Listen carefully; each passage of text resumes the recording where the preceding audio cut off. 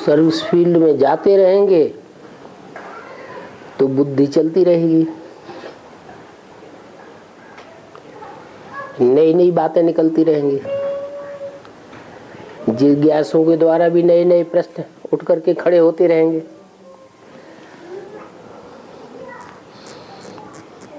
Service field में नहीं होंगे तो न जिज्ञासुओं से प्रश्न उठ खड़े होंगे और न हमारी बुद्धि चलेगी और न नई नई बातें ज्ञान की निकल पाएंगे।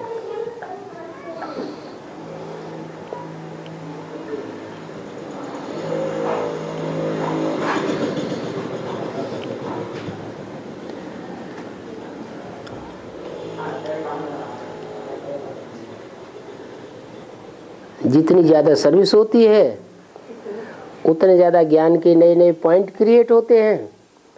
जितने नए नए पॉइंट क्रिएट होते जाते हैं उतने ज्यादा जिज्ञासु नए नए निकलते जाते हैं।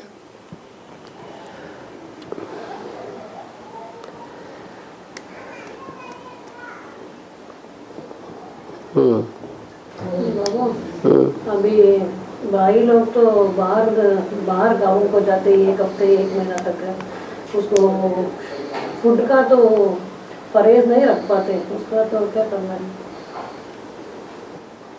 बाबा ने तो बताया है,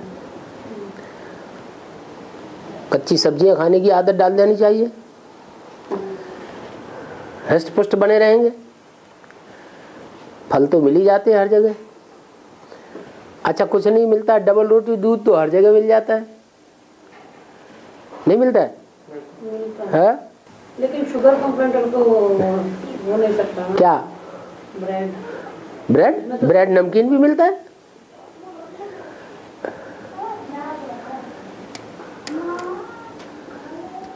और सबसे अच्छा तो है घर में से जब निकलो तो दूध में आटा मार के और पूड़ियाँ बना के निकल पड़ो,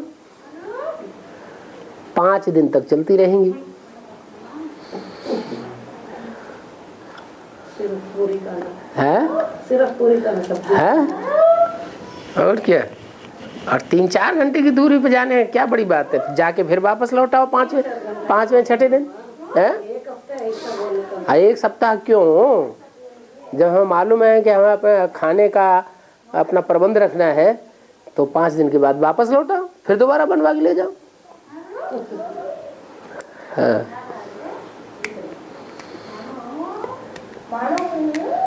नहीं तो जितना कायदा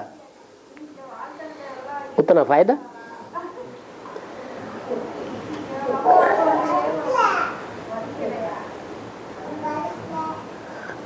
और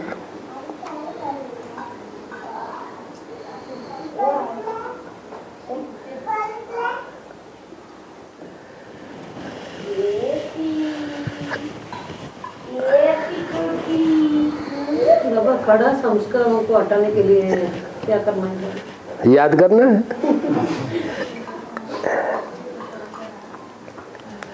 याद के बगैर तो कड़क संस्कार हट नहीं सकते।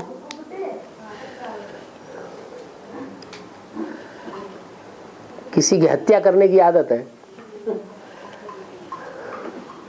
जैसे चीनी लोग हैं ना, कीड़े मकोड़ों की यूं ही मार देते हैं, उन्हें कुछ अंदर आता ही नहीं, तो उनकी आदत हो गई ना, अभ्यास पक्का हो गया। कसाई है, रोज काटता रहता है तो उसको अंदर कुछ भी आता ही नहीं। बड़े बड़े डकैत होते हैं, रोज गोलियों से घूमते रहते हैं, आतंकवादी होते हैं, रोज हत्याएं करते रहते हैं, तो उनके कड़े संस्कार पड़ गए। अब वो कड़े संस्कार कैसे खत्म होंगे? है? और कोई तरीका हो सकता है?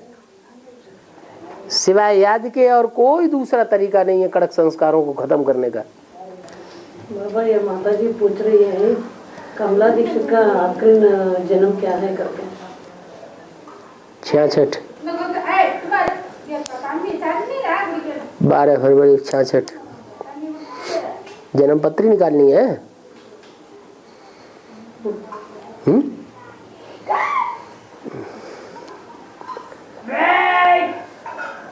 और बाबा जहाँ जहाँ आते हैं वहाँ सभी बच्चों को नहीं आने पाते हैं, वो नहीं आने वालों का भाग्य कैसा प्राप्त होगा बाबा? वो आने ही पाते हैं। जिनका पूर्व जन्मों का लगाव लगा हुआ होगा वो तो आ ही जाएंगे, किसी के रोकने से भी रुकने वाले नहीं। उनको निमंत्रण नहीं मिलेगा और दूसरी जगह से उनको पता चलेगा तो भी आ जाएंगे। कितना भी गरीबी हो, गरीबी गरीबी कुछ नहीं देखते हैं। बाबा ने तो मुरली में कहा कि कोई गरीबी की वजह से बाबा से न मिल सके ये मैं नहीं मानता। ट्रेन से उतार देते हैं फिर दूसरी ट्रेन से चढ़ जाओ।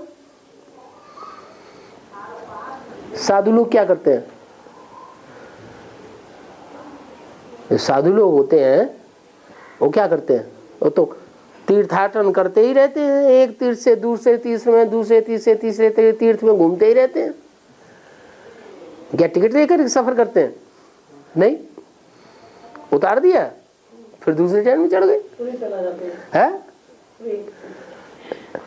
टिकट के बिना ही चला जाते हैं।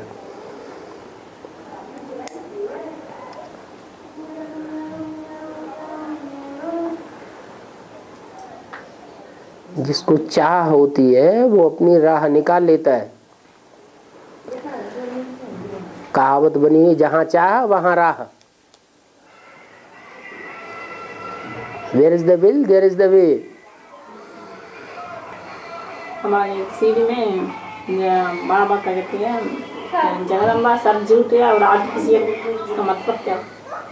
जगदम्बा सब आर्टिफिशियल झूठ। आप अपनी भाषा में इन लोगों को बताइए, फिर हमको बताएंगे।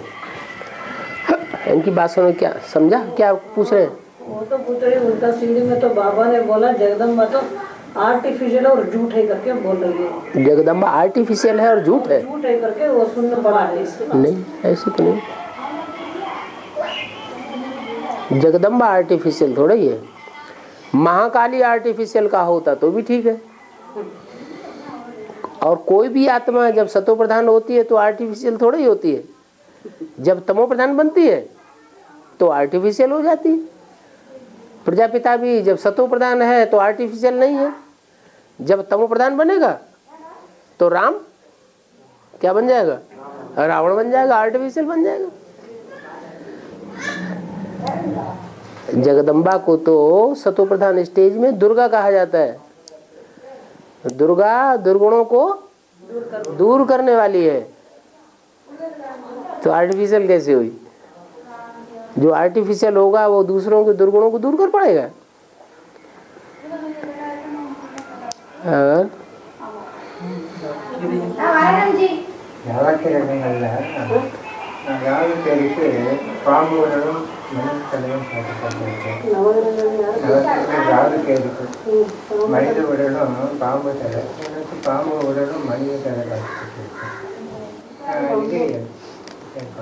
वो भाई पूछ रहे नवग्रहों में तो ऐसा तो दिखाई पड़ा है शाम का राहु केतु को शाम का शरीर दिखाई पड़ा है, मनुष्य का सर दिखाई पड़ा है। वो क्यों करते? वो तो सर्प जैसा पार्ट बजाने वाली ही आत्माएं है ना। सब देवताओं के बीच में तामसी देवता दिखाए गए हैं ना।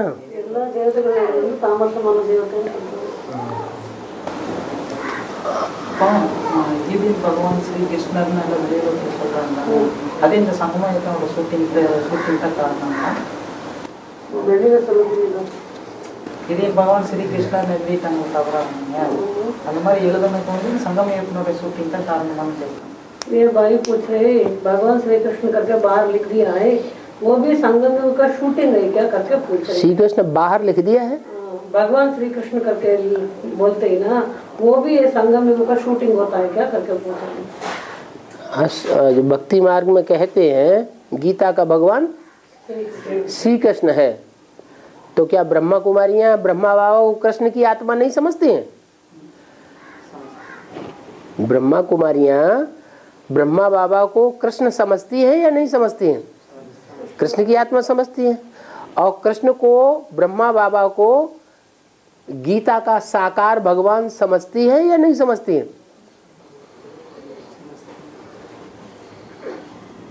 अरे समझती है। तो यही की तो शूटिंग है। शिव बाबा சொல்றாரு மாத்தி இருக்காங்க. शिव बाबा சொல்லிட்டாங்க மாத்தி வச்சிட்டாங்க. हैं? शिव बाबा बोला करके वो बदल के रख दिया है क्या करके पूछ रही भाई। क्या बदल के रख दिया है? कृष्ण भगवान करके शिव बाबा ने बदल के रख दिया है? पूछ रही अपने ना கேட்டீங்க. அதாவது இப்போ பக்தியில வந்து அந்த மாதிரி வச்சுட்டாங்க. அதாவது ஜீவன் பகவான் ஸ்ரீகிருஷ்ணன் இந்த சங்கமேகத்தினுடைய விசேஷங்களால அப்படி ஆனதான்னு கேட்கிறோம். அப்படிதான் பாபா சொன்னாங்க. इधर का ही शूटिंग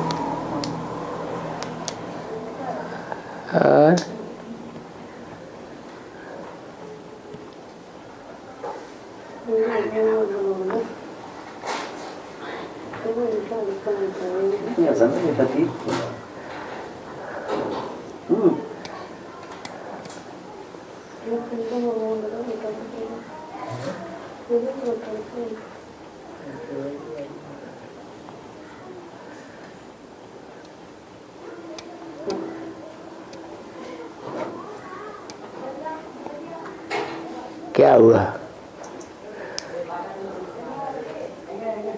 चुपचाप कर दिया।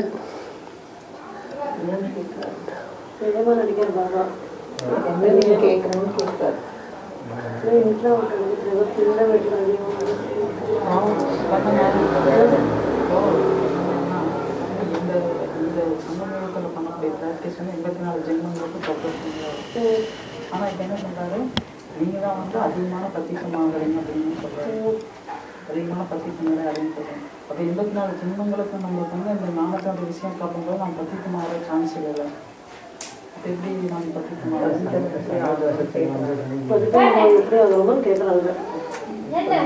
இப்போ பிராக்டிஸ் பண்ணக்கூடிய 84 ஜென்மங்களுக்கு தொடர்ந்து அப்படி இருக்கும்போது எப்படி அதிகமாக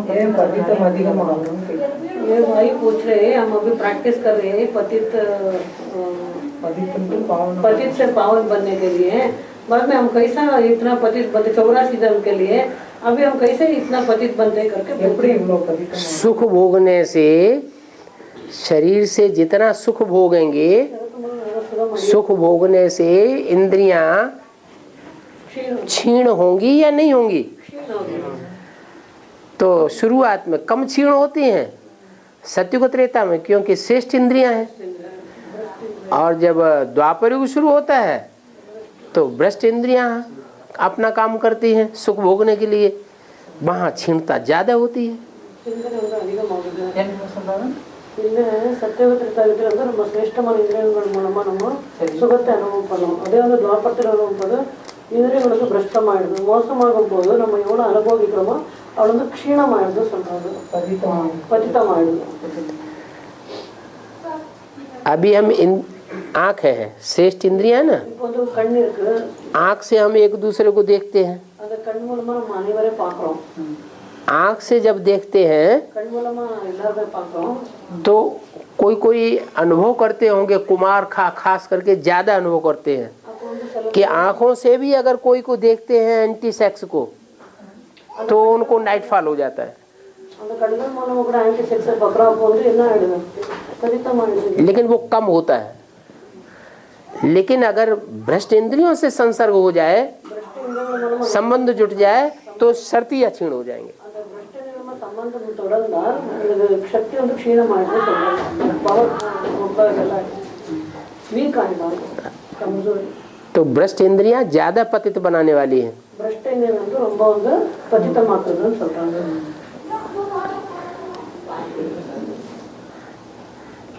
இப்போ நம்ம வந்து ஸ்ரீராமர் வந்து நம்ம தந்தைன்னு சொல்றாங்க.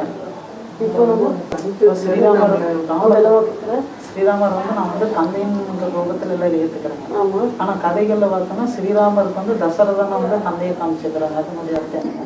ये भाई पूछ रहे हैं श्री राम को हम सभी बाप मानते हैं, लेकिन कथा में क्या बोलते हैं दशरथ को पिता करके दिखा रहे हैं, वो कैसा करके पूछ राम का?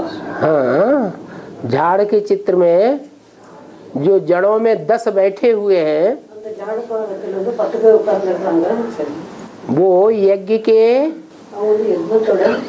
आदि से लेकर के और अंत तक, जब तक राम वाली आत्मा 76 तक प्रत्यक्ष होती है तब तक के 40 वर्षों में वो 10 रथ प्रत्यक्ष हो जाते हैं या नहीं हो जाते हैं?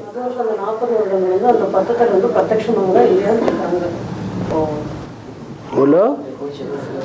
वो 10 रथ जो जड़ों पे नीचे बैठे हुए हैं वो 10 और रथ प्रत्यक्ष हो जाते हैं, तब राम की आत्मा ज्ञान में आती है। तो राम को ज्ञान में पालना पोषणा देने वाले, जन्म देने वाले कौन हुए? वही दशरथ हुए। रथ माने शरीर, वो 10 आत्माएं जो हैं वही रथ है। அந்த 10 ஆத்மாக்களுக்கு ஸ்ரீராமர் பாலனை கொடுத்தாங்க. அந்த 10 ரத்த சொன்னாலே அந்த 10 வந்து பாலனை கொடுத்தாங்க ஸ்ரீராமர். சரி. रामवाली दश मीन्स 10 रथ சொன்னாக்க शरीरम. ஆத்மா வந்து தயார்படுத்துறாங்க. 10 தர்மம். राम वाली आत्मा को बेसिक में पालना देने वाले, जन्म देने वाले, चलाने वाले कोई तो हैं मुखिया। जो 10 आत्माएं मुखिया हैं, जो सतयुग में जाकर के नारायण बनती हैं, वो दशरथ हैं।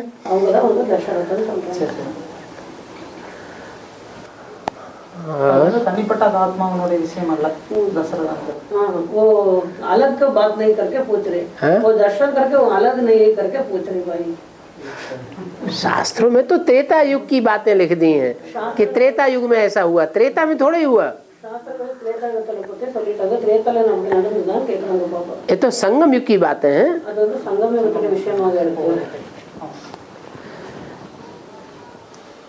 और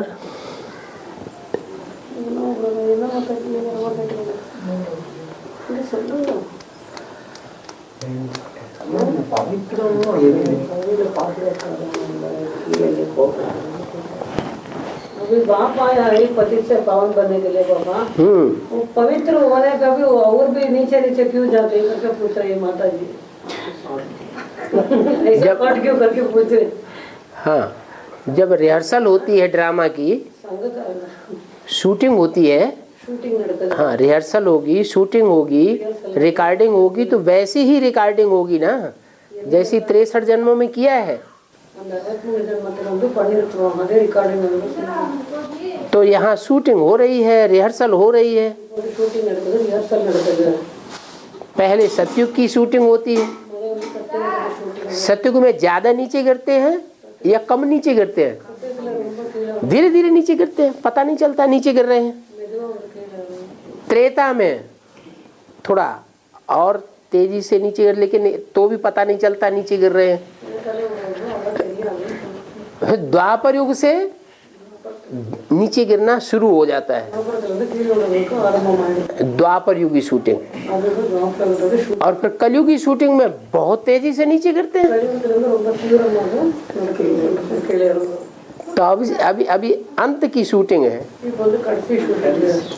तो हमें लग रहा है कि हम बहुत नीचे गिर रहे हैं, वो तो गिरना ही है। लेकिन याद की यात्रा हमारी प्रैक्टिस बढ़ रही है या घट रही है? याद की यात्रा की प्रैक्टिस का क्या प्रोग्रेस है? क्या प्रोग्रेस है? जब याद करते हैं तो हमारी याद की यात्रा पहले के मुकाबले तीखी है या कम है? अगर हम चाहें याद करना तो याद कर सकते हैं, लेकिन करते नहीं है, वो बात दूसरी है। अमृत वेले उठना चाहे तो उठ सकते हैं, लेकिन नहीं उठते हैं। वो सच बात है। तो ये बात अलग है। तो ये प्रैक्टिस जो हमारी बढ़ रही है, जब चारों योगों की शूटिंग पूरी होगी और 3 देवताओं के हिसाब से शूटिंग होती है। ब्रह्मा के रूप में डायरेक्टर था, तब भी शूटिंग हुई। दूसरी मूर्ति आई, तब भी संकल्पों की शूटिंग हो रही है। और तीसरी मूर्ति आएगी तो प्रैक्टिकल में भी होगी, प्रैक्टिकल कर्मों के आधार पर। प्रैक्टिकल कर्मों की शूटिंग होगी कि नहीं होगी? होगी। तो तीनों प्रकार से शूटिंग जब पूरी हो जाए,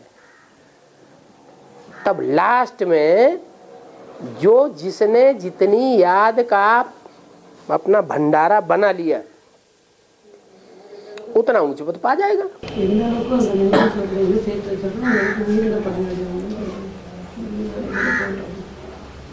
अभी हम कर्म कूट रहे हैं, 63 जन्मों के कर्म हैं।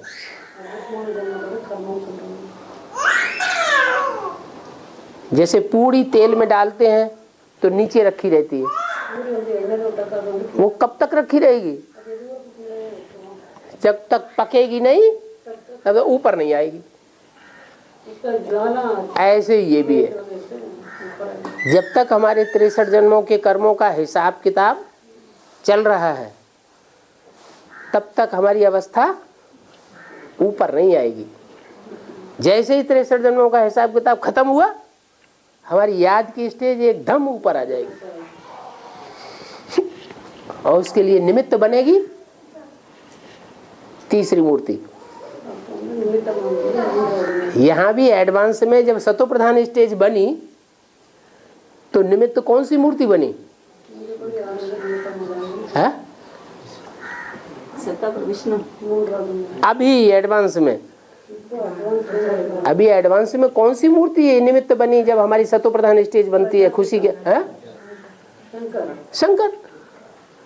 ऐसे ही तीसरी मूर्ति भी प्रत्यक्ष होगी, और सबको एक साथ नहीं प्रत्यक्ष होगी, नंबरवार प्रत्यक्ष होगी। और जिसको जिसको प्रत्यक्ष होगी, जो जो कनेक्शन में आता जाएगा उसकी अवस्था ऊंची चढ़ती जाएगी।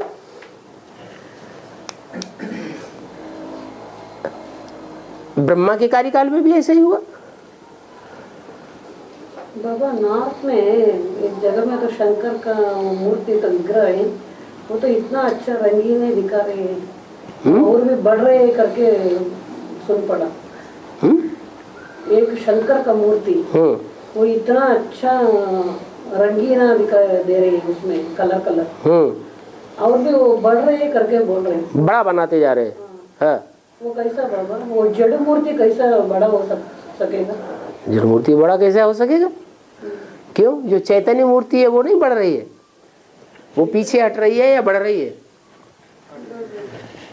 जो चैतन्य मूर्ति है वो पुरुषार्थ में आगे बढ़ रही है, पीछे हट रही है। तो जैसे उसका विस्तार होता जा रहा है, वैसे जड़ मूर्तियों का भी विस्तार होता जा रहा है। अभी इससे पहले कभी नहीं देखा होगा कि शंकर बच्चे के रूप में सोया पड़ा है।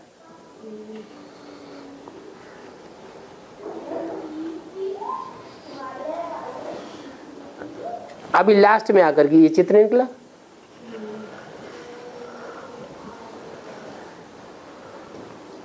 क्या मतलब हुआ? जब ये चित्र निकला था उसका मतलब क्या हुआ कि जिस समय वो आत्मा ज्ञान में आई बेसिक में, उस समय सोई हुई थी अज्ञान अंधकार में या जागृत अवस्था में थी? अज्ञान अंधकार में सोई हुई थी। तो चित्रकारों ने निकाल दिया। बाहर की दुनिया में भी वही बनता है और अंदर की दुनिया में भी वही बनता है।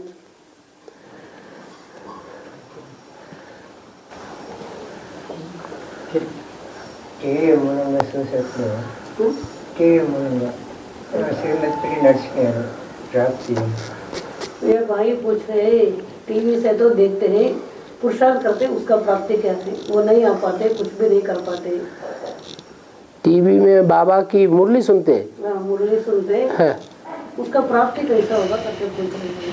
कुछ नहीं, जब मुरली सुनते हैं तो पाप कर्म नहीं बनते हैं। पाप माँ कर देंगे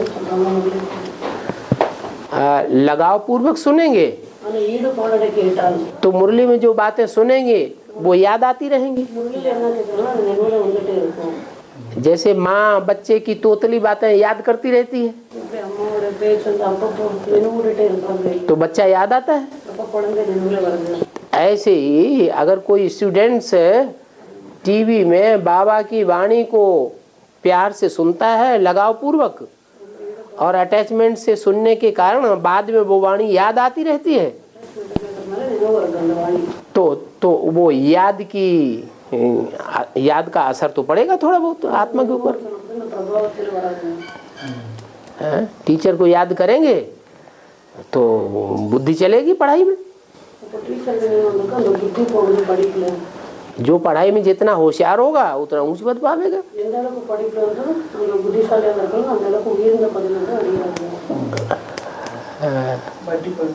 वो बट्टी नहीं करने से भी हैं? बट्टी नहीं करने से भी कौन? वो आत्मा। अभी जो टीवी में देखते हैं वो धारणा करते सुनते हैं सिर्फ, लेकिन वो बट्टी में नहीं जा पाते हैं, जा नहीं पा रहे शरीर का अवस्था के कारण। बहुत सी ऐसी बांधेली माताएं हैं जिनको निश्चय पैदा हो गया और बाबा को चिट्ठियां लिखती हैं तो बहुत अच्छी अच्छी चिट्ठियां लगती हैं। बाबा कहते हैं उनको तो बहुत ऊंच पद पावेंगी। तो क्या वो निश्चय बुद्धि नहीं है? नहीं, बिना भट्टी करने से भी। वो भट्टी तो सिर्फ एक ऐसी भट्टी के देखने के लिए है, ये कहने के लिए कि भाई हाँ भट्टी की प्रैक्टिकल में हो गई भट्टी। लेकिन बहुत सी बांधेली माताएं ऐसी भी तो हैं जिनकी रोज ही भट्टी चल रही है। भट्टी में क्या होता है? सुबह से लेके शाम तक, शाम से लेके सुबह तक ज्ञान की ही बातें चलती हैं ना, और तो कुछ नहीं चलता। भोजन भी अंदर ही मिलता है, रहन सहन वार्तालाप व्यवहार सारा अंदर ही होता है। बाहर की दुनिया से कनेक्शन कट हो जाता है। बांधेली माताओं की जिंदगी में भी क्या होता है? बुद्धि में बाबा ही बाबा लगा पड़ा है।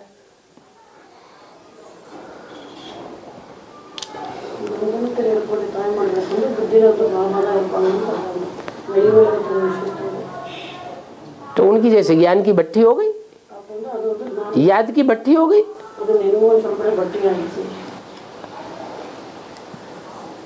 और वो भाई का माता ही चल नहीं पाते, इसलिए तो वो भाई पूछ रहे हैं। हाँ, इससे तो कम उम्र वाली है लेकिन वो चल नहीं पाती। हाँ।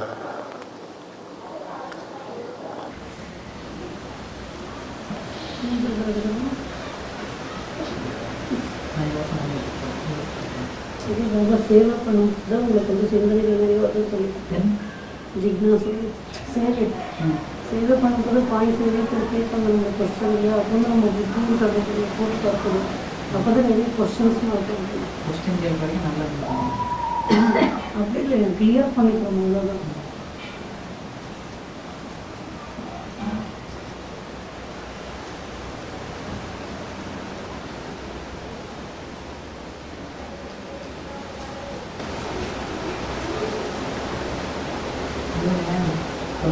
ಸಂಸ್ಕೃತங்களுடைய விஷயங்கள் சமநிலையத்தோடு இருந்தாங்க. ಸಂಸ್ಕೃತದ ವಿಷಯ அதாவது கதாபாத்திரம் வந்து சாஸ்திரங்கள் வந்து சமநிலையத்தோட விஷயங்கள் அப்போ வந்து அந்த கதைகள் படிக்கக்கூடிய எல்லாரும் ரெஃபரன்ஸ் போடுவாங்களான்னு கேட்குறேன். मेरे भाई पूछ रहे हैं वो महाभारत और सभी शास्त्र पढ़ते हैं, वो सभी एडवांस ज्ञान में आ सकते हैं क्या करके पूछ रहे हैं। शास्त्र पढ़ने वाले हाँ, वो नहीं एडवांस में आएंगे तो कौन आएंगे? அவங்க வராம யாரும் கேட்குறாங்க, அவங்க தான் लास्ट में आएंगे। लास्ट में वरांगा जिनको शास्त्रों का बहुत अहंकार रहता है वो लास्ट में आवेंगे। कड़सीले वरवाना कट से बोलेंगे. लेकिन वो फास्ट में भी जा सकते हैं, हैं? वो फास्ट में भी जा सकते हैं। अब लास्ट में आए तो लास्ट का ही मिलेगा ना।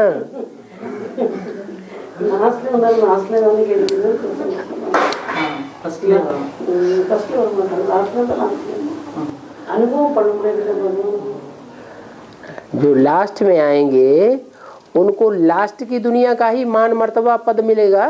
ಒಂದು ಕರ್ಸಿ ಸ್ಟೇಟಸ್ ಕರ್ಸಿ ಕೆಡ್ತೀವಿ नेहरू जी है, महात्मा गांधी जी हैं, महात्मा गांधी जी विवेकानंद हैं, ये आचार्य रजनीश हैं, रजनीश आज के बड़े बड़े जितने भी धर्म गुरु हैं,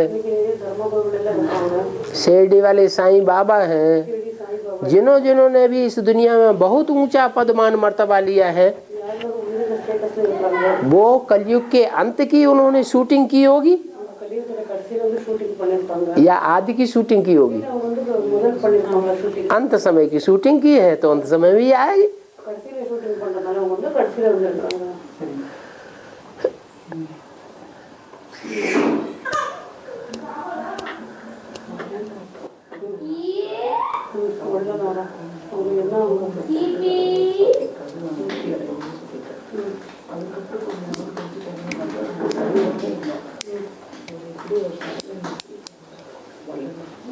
ये माता जी एक क्वेश्चन पूछ रहे हैं, वल्ललार करके एक है हैं? वल्ललार और ये ना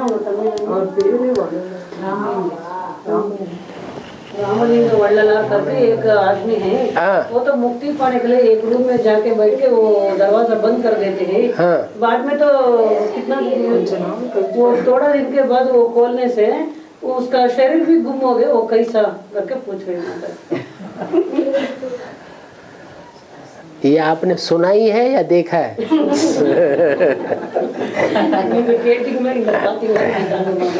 उनके भक्तों ने जैसे जैसे बातें उड़ाई दी वैसे वैसे आपने सुन लिया।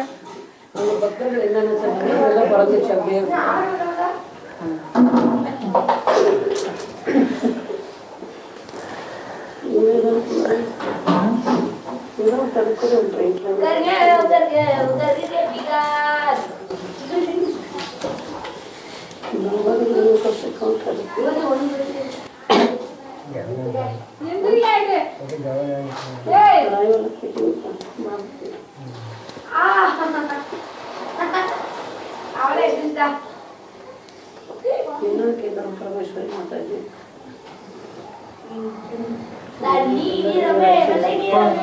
परमेश्वरी माता ध्यान मग्न है।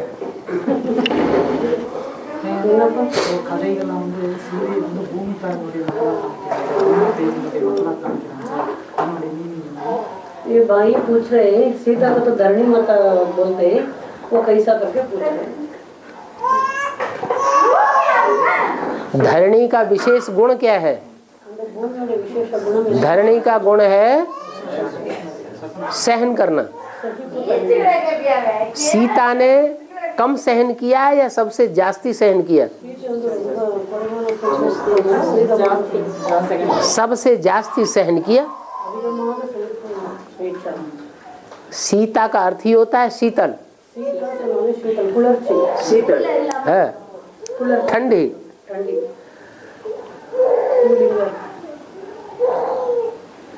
जो धरणी है उसका ये भी गुण है, जैसे सीता को माता कहा जाता है ऐसे धरणी भी माता है, सबसे बड़ी माता।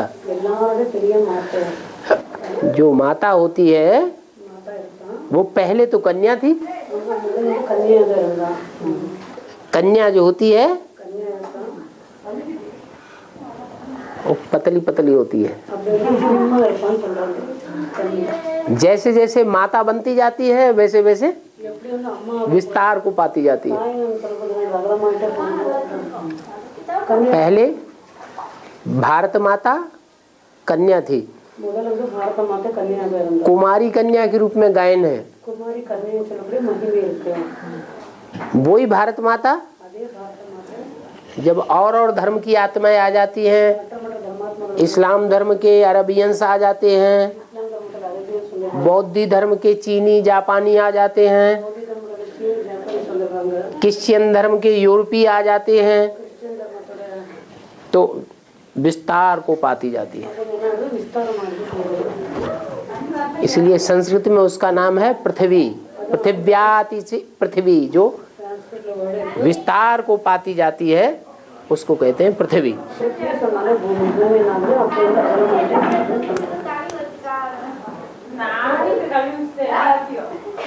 तो चैतन्य पाठधारियों में भी कोई ऐसी माता है कि जब तक कन्या रहती है तब तक कन्या का रूप दिखाई देता है, और जब सारे जगत की माता बनती है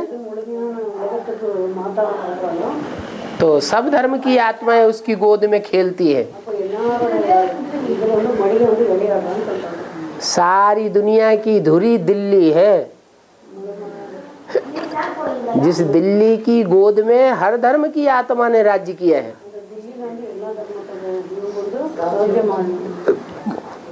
माता की गोद में छोटा बड़ा मझला सब बच्चे राज्य करते हैं।